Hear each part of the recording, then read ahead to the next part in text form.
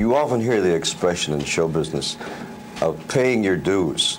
Generally what it means is somebody who has made it after a long period of time, but who has gone carefully through all the stages of his craft, getting early parts and early bookings in obscure places.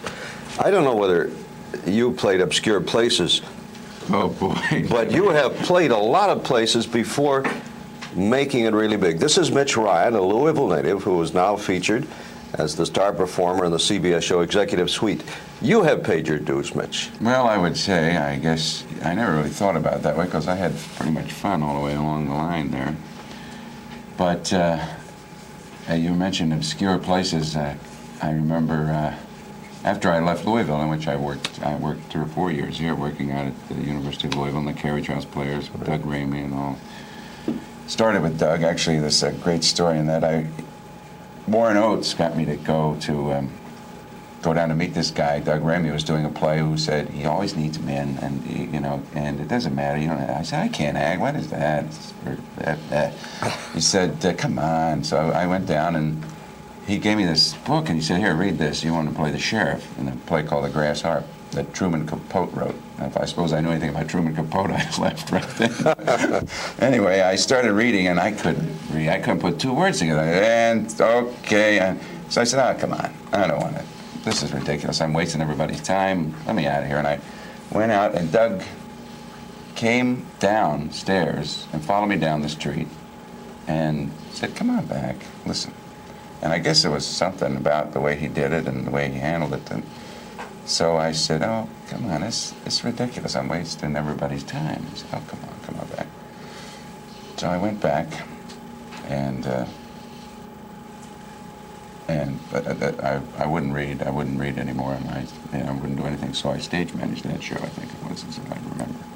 Which is how it But then you stayed on and did a lot of work. I stayed on and did a whole bunch of Wasn't there a funny story about you on a national television talk show, and there were a bunch of actors, and they asked each of the actors where they had got their training. One said, I do the Stanislavski method. Another one says, the studio players. Another one says, I had this great coach in the East. And they came to you and you said... I said, well, actually what it was they were talking about great influences in your career, and which is really true, but it put everybody stop when they got, and the question was formed as it came to me, which was, who was the biggest influence and the best actor you've ever worked with? And I said, C. Douglas Ramey.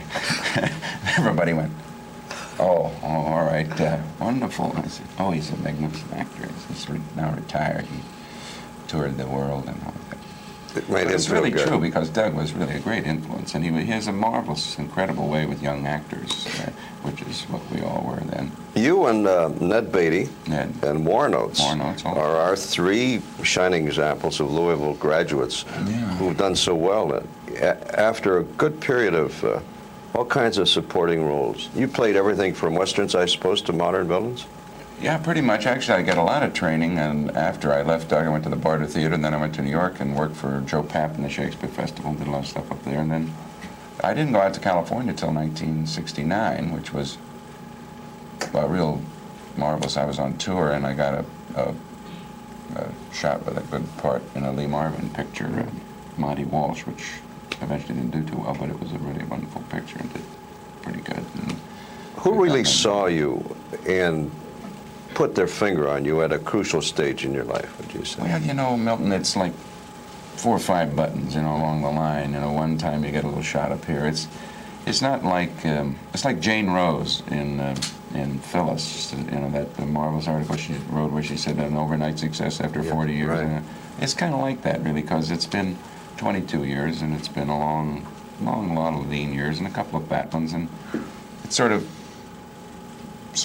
builds up. It's like, you stick with it and you work your craft, and you find it's a day at a time, and everything's kind of marvelous, like right now, and you do the day, you got a day shooting to do, you do that, or you got a play to do, you got a lot of stuff, whatever. So you keep going at that, and if things work out, great. If they don't, you try to wear it in somewhere. You know about all that. You're going to be in this series, which you play a rather high-powered business tycoon. Yeah. I must say you look the part. Yeah. Well, I didn't think so, but everybody else did, because I've been playing heavies and villains and cowboys and which is sort of kind of the niche I got into since that was the first shot I did in Hollywood was a cowboy. Right. Now you're wearing your basic navy blue, right?